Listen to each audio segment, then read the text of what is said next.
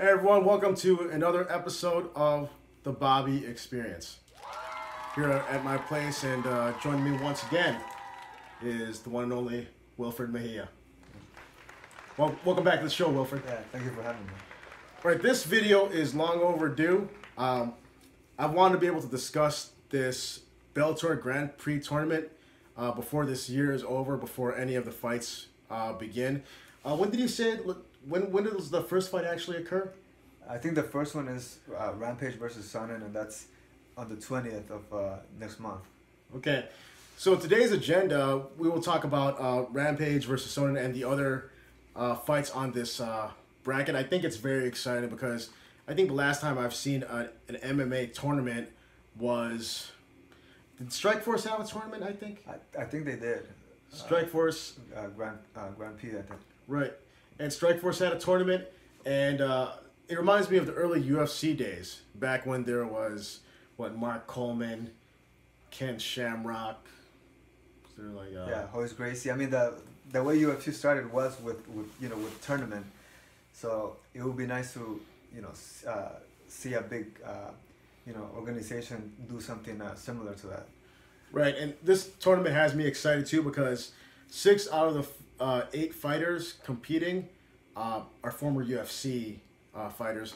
Now, some might say that they're a little bit past their prime, but I really don't think so. That's just my opinion. I don't think they can be called old timers. They definitely have experience on their side, but I don't think they're over the hill at all. I mean, they're not like Ken Shamrock. I mean, I like Ken Shamrock's heart, but I think he's been fighting way too long. But I think these guys on the card for this tournament, some solid fighters. What do you think, Wilfred? Yeah, I think like Matt Mitrione, Ryan Bader. I think those guys are still, they're still close to their prime, or they're not too old.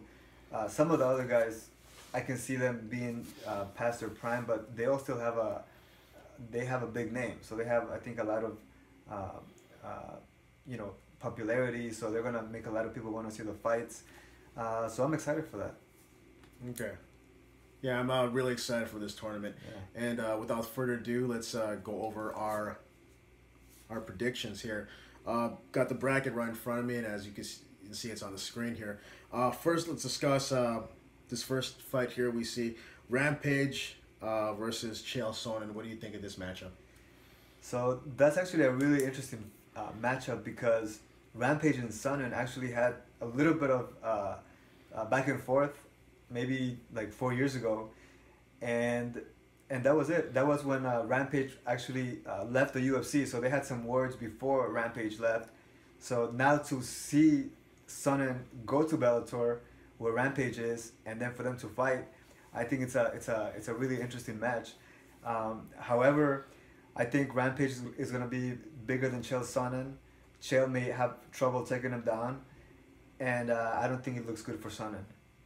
Okay, yeah. One of the reasons I'm not for Sonnen getting over Rampage in this tournament is because Chael Sonnen has mostly fights at, I believe, middleweight. I don't think I've ever seen or I've known of Chael Sonnen fighting at heavyweight.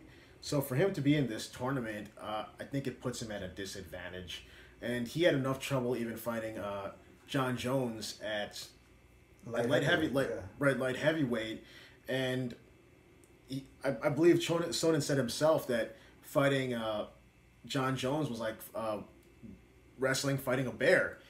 And people have trouble in general with John Jones, but Sonnen, he couldn't even get past the first round with John Jones. And I don't see him advancing in this tournament. I mean, chances are maybe if he takes Rampage to the ground and can keep him there. But Rampage, I believe he's known to have that good takedown defense.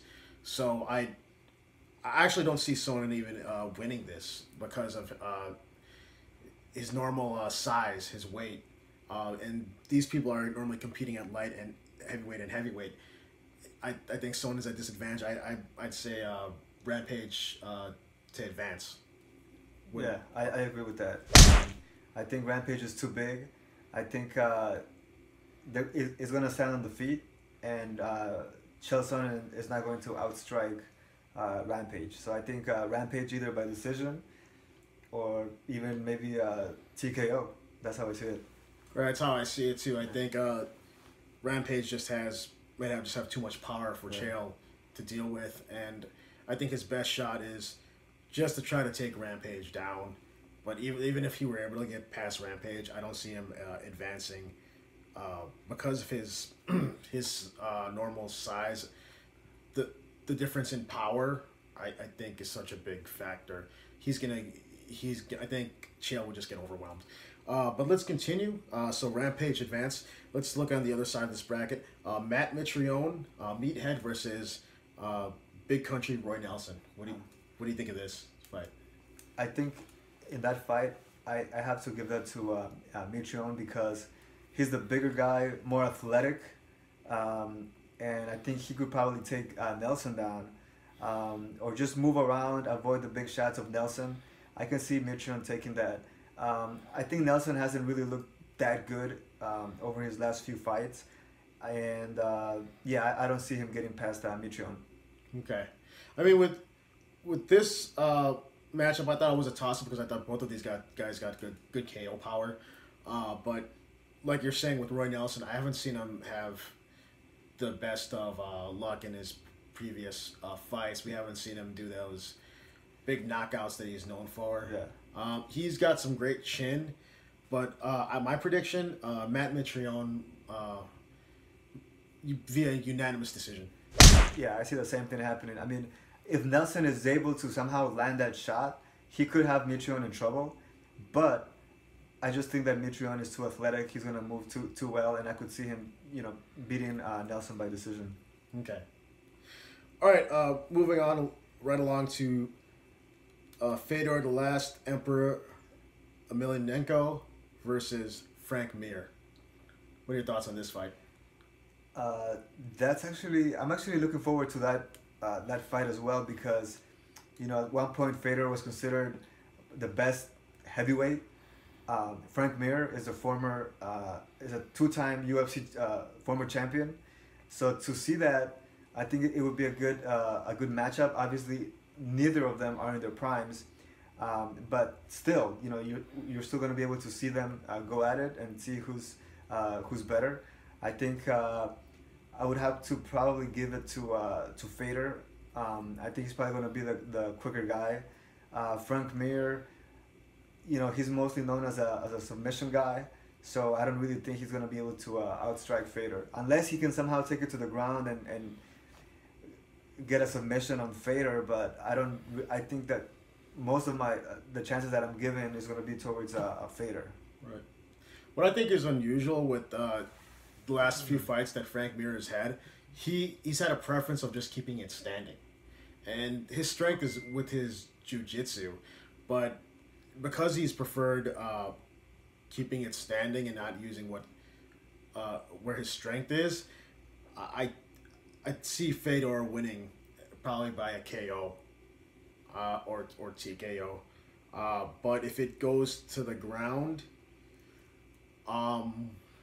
it's hard to say. It's a toss-up, but I think the odds are in Fedor's favor, and that's based upon Frank Mir's previous fights and the way he's chosen to fight his opponents now.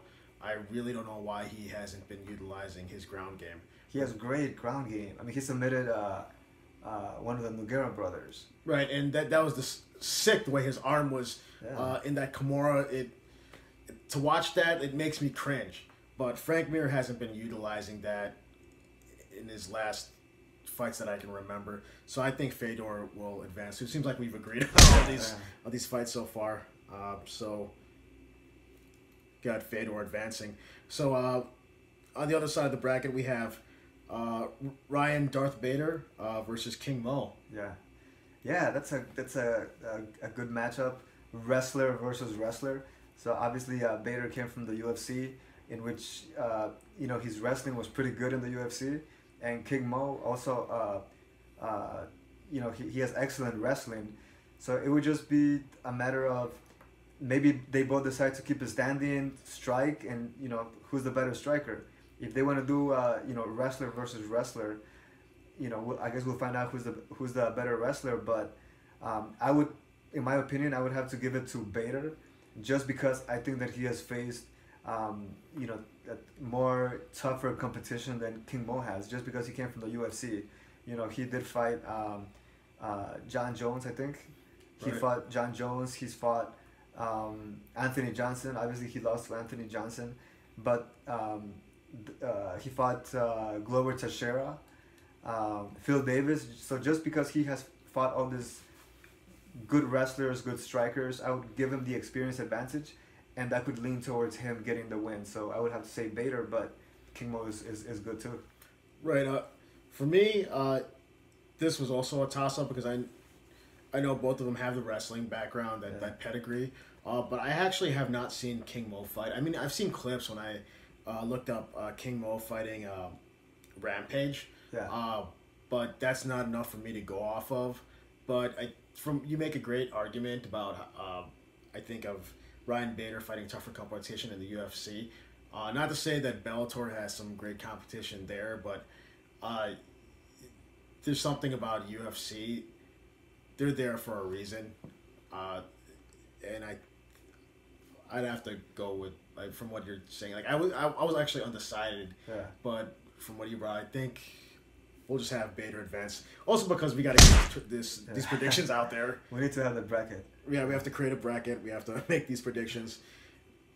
We could be way off. Who knows? The way the tournament actually turns out. And you got to factor people might get injured too. There might be buys. That's true. Yeah. And we may not get to see all these fights. It would be a shame. But hopefully everyone can fight. That no fights get canceled, and we have a tournament that can go smoothly. All right. So we're in the semifinals. So that puts Rampage versus Fedor. Wow. These guys have great power here. Yeah.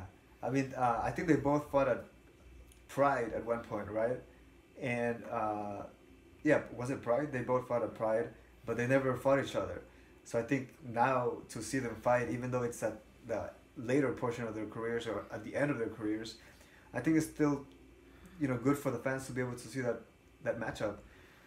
As far as Rampage versus Fedor, I think for me that would probably be a toss-up on that one. I mean, if Rampage definitely has the KO power. However, one thing is that Fedor has fought a lot of big guys. So he's used to fighting big guys. Now, Rampage, he's coming from a light heavyweight division. So maybe just because of that, I would maybe lean a little towards Fedor. Just because he's fought bigger, stronger guys. And that's, apart from that, I think they're both skilled. They're both great strikers. So, but I would have to say Fedor. Okay. What I thought about when it came to this matchup is how Rampage just likes to keep it standing. Yeah. But Fedor, he's great all around. He's very well rounded. Yeah.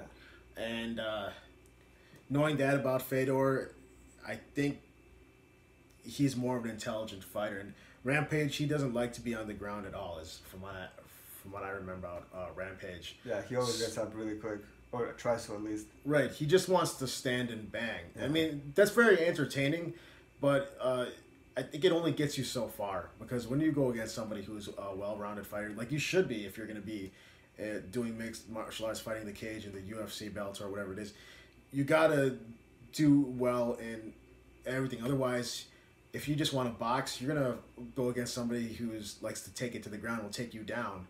And if you just like to take it to the ground, you're gonna find a guy that like won't go down, that will stuff your takedowns. Think about that when Tyrone Woodley went against Damian Maia. Tyrone fought the way his fight, stuffed his takedowns. Damian Maia couldn't utilize his jiu-jitsu. His best weapon, right? Right. So I think with Fedor, I see him winning. I'm not sure how, but just with Fedor being more well-rounded, and I would say even more of the intelligent fighter, I see Fedor advancing. Right. And that's not to say that Rampage could end it with one hook, but just. But if we had to pick one, you know, I think Fedor is in my opinion, the favorite. Right. Anything can happen in a fight. Somebody can throw a punch, and we've seen fights like that happen where like it surprises us. But if we're gonna talk about a fight, like when it comes to technique and what we see on paper and their past experience, that's what we're going off. At least I know at least what I'm going off of when I'm doing my predictions. All right, so Fedor advances. Matt Mitrione versus Ryan Bader. Okay, well, again, I think Ryan Bader is still not past his prime. Mitrione is not past his prime either. I think actually Ryan Bader is the light heavyweight champion in Bellator. He beat Phil Davis. So does that mean that if Bader wins this tournament, he'll have 2 titles? Is that what may happen here? Well, the tournament, yeah, I guess he would have like a tournament. He would be like the tournament champion, but I think the tournament is just like one time. So like if you win the tournament, I don't think you defend that championship because it's just for one tournament. I believe this is for the belt though. For the heavyweight belt, yes. Oh, okay. It's actually for the heavyweight belts, folks. So he might be going for that like 2 weight class thing that everyone is going for nowadays. Right. Or I could be completely wrong. I could have my my facts wrong, and then you guys could put in the comments of how dumb I am, and like how did you not know that? But as far last I remember reading is that this tournament is to determine a heavyweight champion. So Ryan Bader then, if he wins this, he'll be a 2-division champ. 2-division champion, right?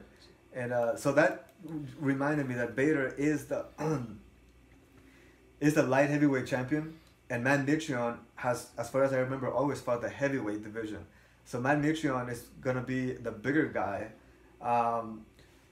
So just because of that fact, and because Mitrione has fought bigger guys in the UFC, I would give it to Mitrione. I mean, Matt has KO power. He has KO'd guys before, so I would have to give it to Matt. Okay. What about you? Who do you think? It's like wrestler versus athletic, well-rounded guy. So like a Mitrione being the well-rounded guy. Yeah. It's a toss-up for me, but for the sake of just getting through this bracket, I'm just gonna go with Mitrione. From what I heard, Matt Mitrione and Ryan Bader, when I was scrolling through my Facebook feed, is that they're actually favorites on winning the tournament. And for me, this was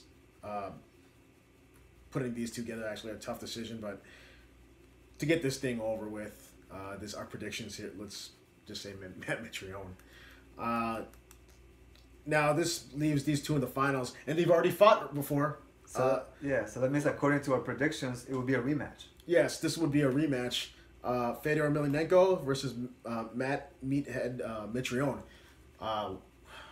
First fight, they punched each other at the same time, and then Matt just got up earlier from being knocked down, and I believe Matt Mitrione it was a TKO, correct? I believe it was TKO because he was landing shots. Fedor was not defending. Fedor, I don't think he was knocked out.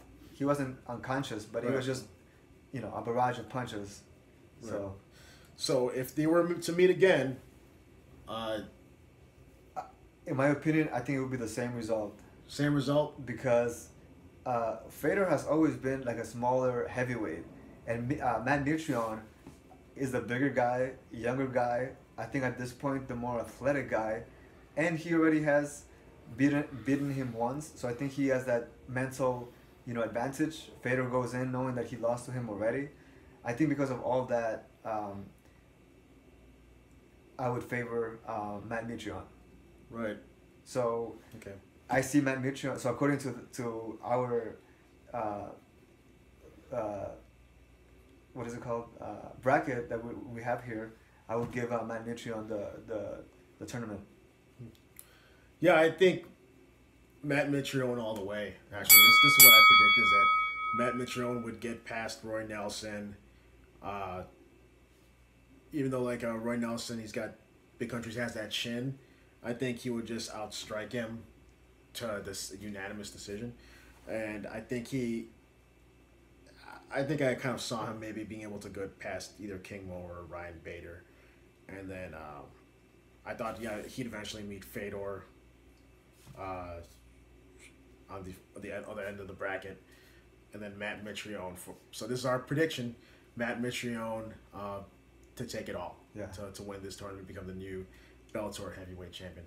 So that's our prediction, folks. Meathead Mitrione as the new heavyweight champion for Bellator. That's right. Okay. All right, so that's our prediction, Matt Mitrione. And I thought we would switch gears real quick. There's some exciting UFC fights coming up.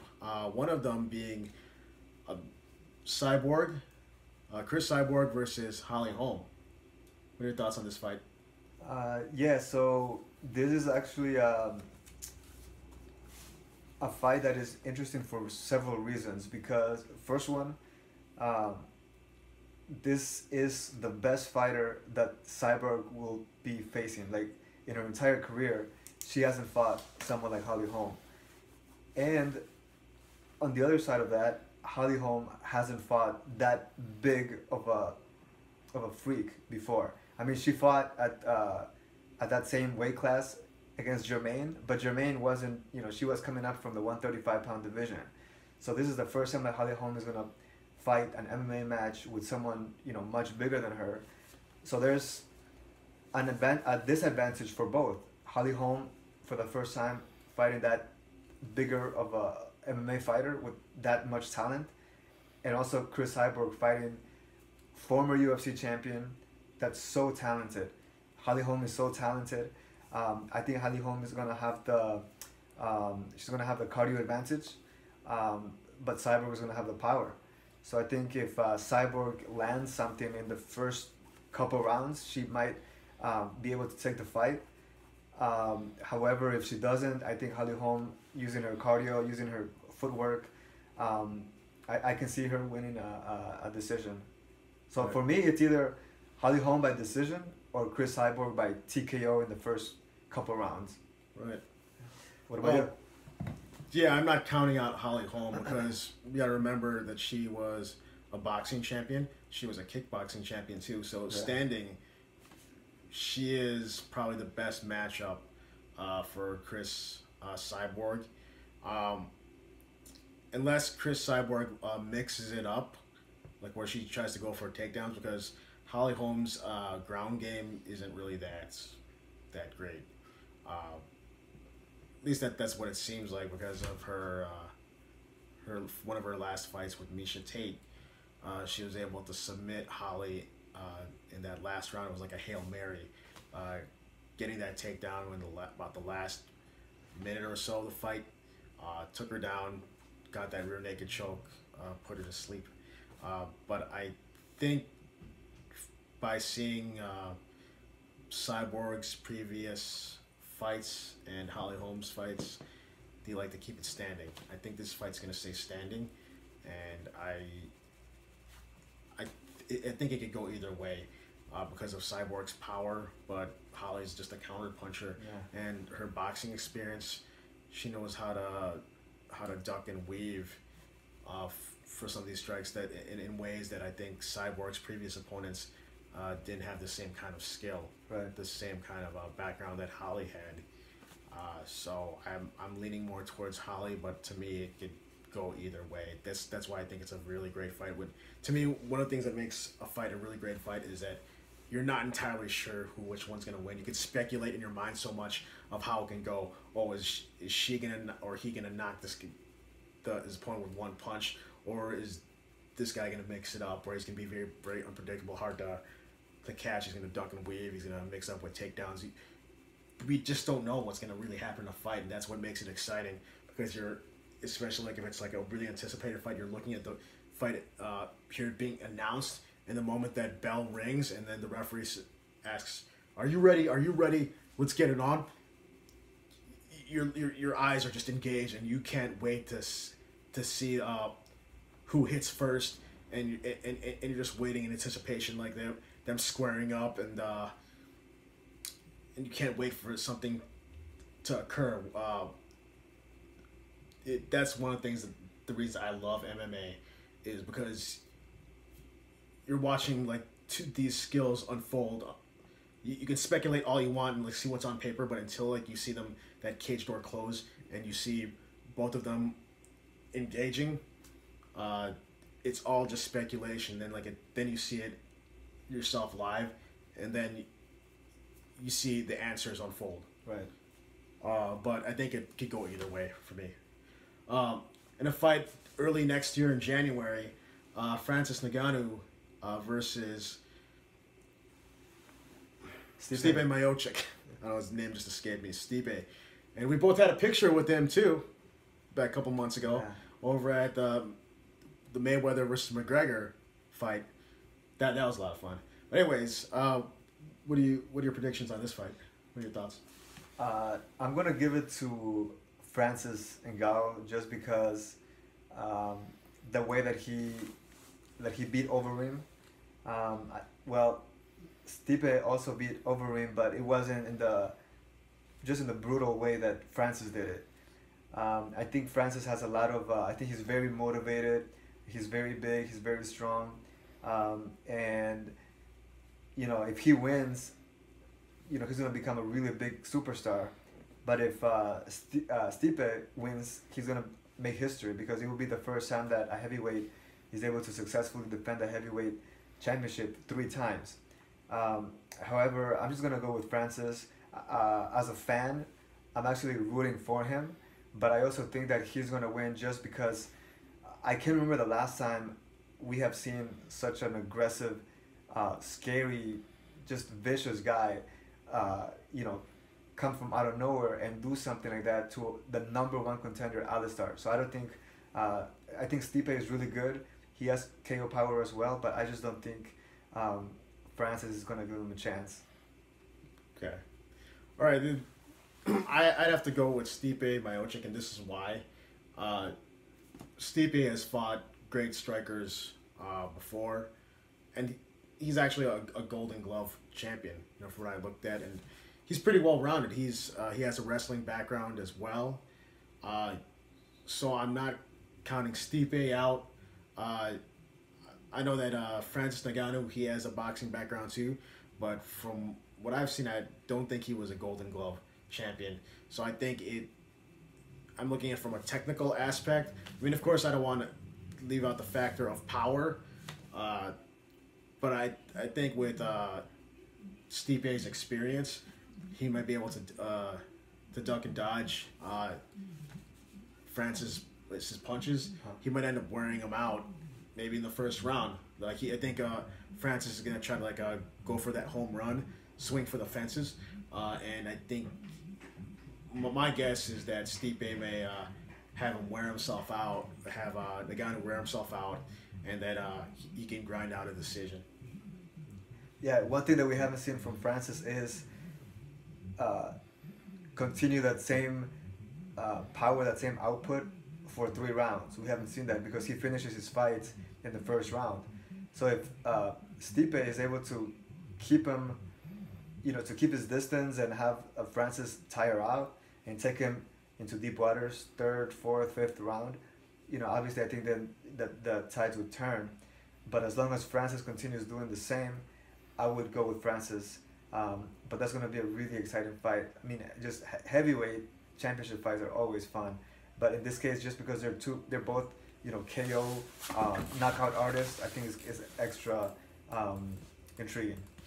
Right, and like I said before, it's an intriguing fight to me that I'm just most excited because when they can go either way, and you think, oh, it could end up in a knockout, or no, it ends up being something totally different. I don't know if you remember this fight, but it was Junior Dos Santos against Shane Carwin. Knowing that both of their power, I thought whoever throws the first punch and lands it ends the fight. But it wasn't like that at all. It ended up going by decision. I mean, it was a unanimous decision by for Junior Dos Santos, and Shane Carwin was just left bloodied. Yeah. But who would have known that? Who would have thought that it would have gone the distance with the kind of power that both of them had? Yeah, that was incredible. Like he has an iron chin, but he looked really bad, you know, at the end of that. But just because of the power that Stipe and Francis have, I don't think neither of them can handle each other's power. So you think it might come down to whoever lands that big shot first? You think? Probably, and I think, I think Francis really goes for it, because with the Alistair fight, I mean, he was going for it. It's like he wants to get that knockout. Like it's not like he was taking his time. He was like, during that exchange that Alistair got clipped, I mean, they were both throwing wild. So he wants to get that knockout. Unless, you know, Stipe uses a lot of movement, is able to keep his distance, like you said, make Francis tired, you know, then it could be a different outcome. But Francis, I think he's just a dangerous guy right now. He's in his prime, so right. Can't wait for that. Yeah, I'm really looking forward to this Bellator tournament. I'm looking forward to Francis Ngannou fighting Stipe Miocic, and Cyborg versus Holm. These are some great matchups, and just the whole tournament too. It's just speculating about how it can go, who's going to move up in the brackets. Who knows? Like, our prediction could be totally off. Like, the guys who win could be completely different. Who knows? Like, Chael Sonnen. What if Chael Sonnen actually pulls it off, and he'll be bragging about himself even more, and like on his podcast, I think he'll not only like gain credibility as his knowledge of MMA, but he'll have like the biggest bragging rights. And I love hearing Chael Sonnen speak on fights. I think his commentary is fantastic. I wish he was part of Fox's UFC a team of people, you know, speaking. I wish he was still with the UFC, because of the way he's able to discuss fights. But to see him with that to me would be a big surprise. It would be a bit of a surprise, because, like we said before, with the heavyweights, he's the smallest guy in that bracket. He's a smaller guy. So, like what we're saying, I mean, who knows how this tournament's going to turn out? Anything can happen in a fight. It could come down to one punch, or somebody making a mistake, getting taken down, and getting submitted. Anything can happen. That's what makes MMA, the UFC, Bellator, what makes it exciting. Right. So this might be the last Bobby experience before the year's over. If it is, just want to wish all you guys watching a Merry Christmas and Happy New Year. And this is Bobby with Wilfred signing off. Enjoy the fights, folks, and have a Merry Christmas and Happy New Year.